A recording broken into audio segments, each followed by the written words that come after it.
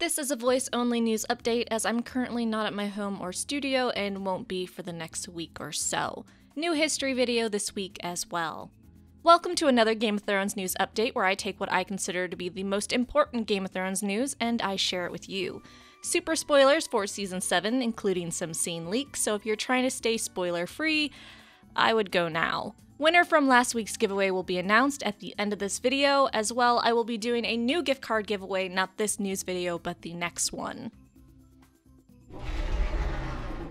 So starting off, Toronto Sun went to the set last October, saw some actual scenes taking place, and recently gave a spoilery description for 3 scenes we'll be seeing in Season 7. First, they wrote that in Episode 2, we will see the entire Targaryen faction around the map table at Dragonstone discussing the best way to pry King's Landing from Cersei's grip. The group will consist of Daenerys, Yara, Ellaria, Olenna, Missandei, Theon, and Tyrion. There were rumors Yara dies in a naval battle, so this may mean her death is after they launch from Dragonstone to attack. In the second scene, Jon, Sansa, Brienne, Lyanna, Tormund, and Davos are in the banquet hall, and Jon tells them they need to start gathering obsidian to kill the White Walkers. He is rumored to say, "Dragonglass kills White Walkers, and it's now more valuable than gold." I'm glad Jon is thinking of gathering weapons to beat back the others, and I'm hoping he remembers Dragonstone has a large quantity of what he needs, prompting his trip. Also, there's no mention of Littlefinger. Maybe he gets excluded from the meeting, or maybe they just didn't notice him there or included him in the description. Lastly, a massive dragon skull was being sculpted that would sit along with 40 other dragon skulls of different sizes. They needed to be physically there because the actors would need to run around them and maybe on top of them. The dragon skulls could be for Under the Red Keep or Dragon Pit. I'd prefer to see them at the Dragon Pit, but we'll see. Oh, the Sun also said that the Ironborn will have realistic salt stains on their costumes, so as always, I appreciate the attention to detail. Next, because I need to share my devastation with others, we got some updates on Season 8 of Game of Thrones and about our spin-off shows. Well, HBO's programming president let us know that the spin-offs are very much so in the baby phase of development. He told EW, "I want to put the prequels in context. It should go without saying I love having a show with this much intense interest around it. Even the smallest bit of information is a big deal, and I appreciate that. But I wanted to make sure fans know this is a really embryonic process. I haven't even seen outlines." So, okay, we might have to wait a while for 4 good spin-offs, right? No, we'll likely get 1, 2 max. HBO's programming president explained, saying, "In the press at large, everyone said there are 4 spin-offs, and they assume that means each one is happening and we're going to have a new Game of Thrones show per quarter. That's not what's going on. The idea is not to do 4 shows. The bar set by David and Dan is so high that my hope is to get one show that lives up to it. You couldn't do this with a lot of shows. In talking with the drama group here, and the nice thing is George has created an entire universe. The other reason, frankly, as I said, is the bar is so high. If you only developed one, everything would rest on that one shot. I want to make sure that any prequel feels worthy. We have some amazing writers who want to take a shot at this. They're also looking at different times in the universe, and all will have different feels. This increases our odds of finding one that's unique." He drove the timing home when he explained to EW that the spin-off show wouldn't air anytime close to the Season 8 finale, and there will be no roles available in the prequel for the original cast. But he did say an anthology series could be on the table, and that George is reading the scripts and weighing in on all cases.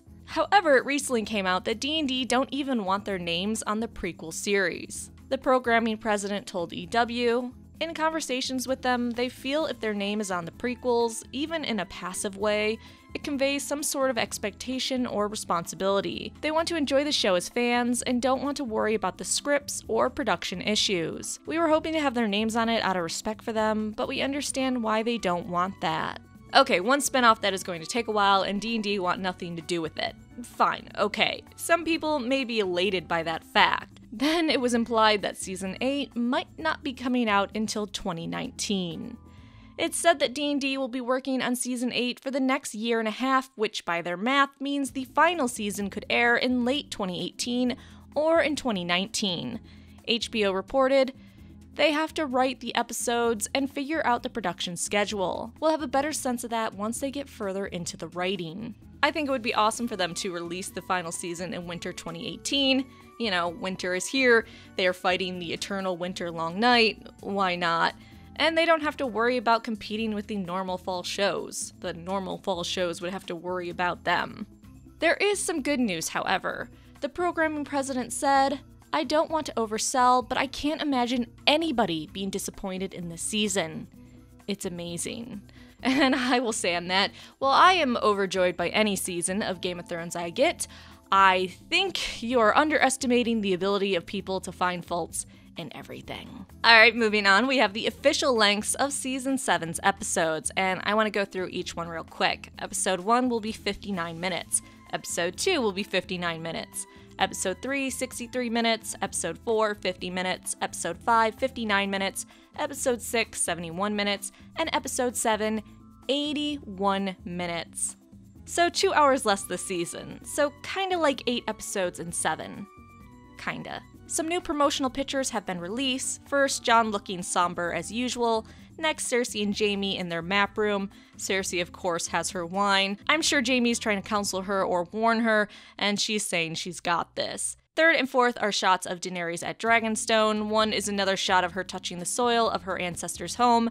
The other is her looking a little smug, probably thinking of all that fire and blood about to be coming. And there's a theory that all these photos are from the premiere episode. Moving on, we got another still of Sansa Stark, and it kinda looks like she's ready for a fucking dungeon raid. So she's wearing an armor-looking dress with that Sith necklace I believe she is now super partial to.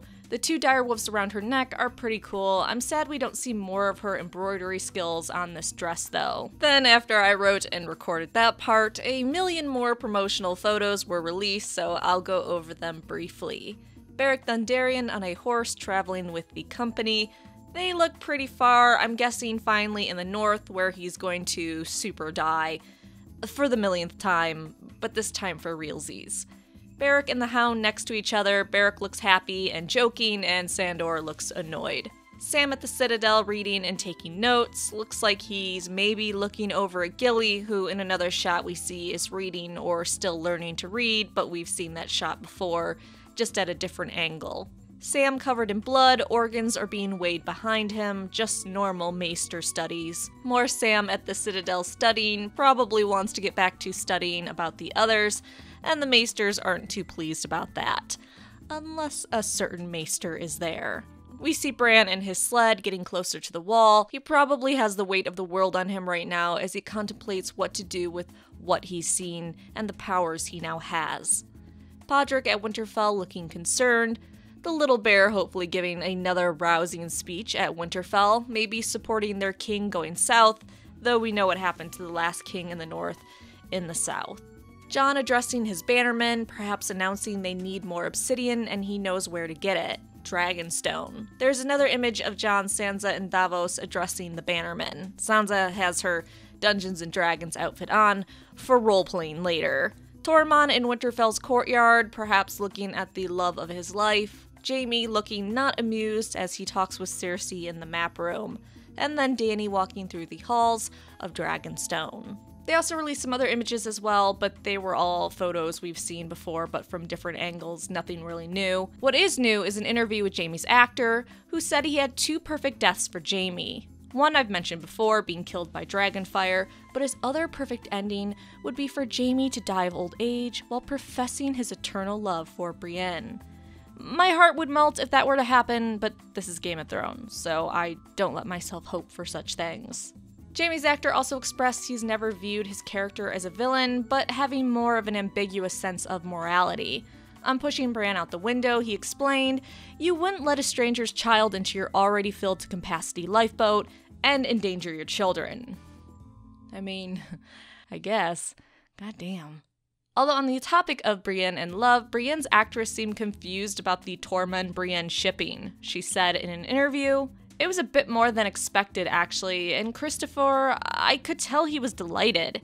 He started sending something I believe is called a meme, and a selection of images involving some very creative collage work done on computer and web pictures from Titanic of Leonardo DiCaprio and Kate Winslet. I was Leo, of course. It was mainly images of him in dresses looking very small and me protecting, so I'm not entirely sure what he was trying to communicate, but I felt he was happy, and that's all that matters.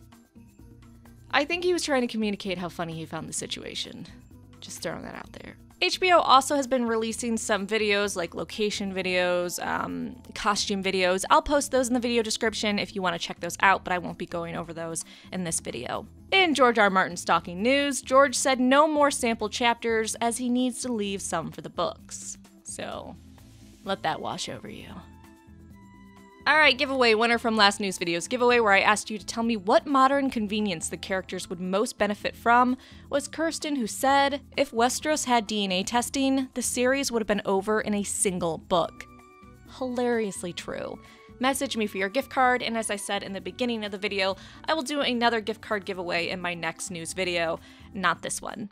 Alright, so that is your Game of Thrones news from the past week, probably week and a half, because I'm involved in other things right now. Please like the video, subscribe, and come back for more Game of Thrones news. I'll go back to my normal in front of camera format for the next news video, which will likely be next week.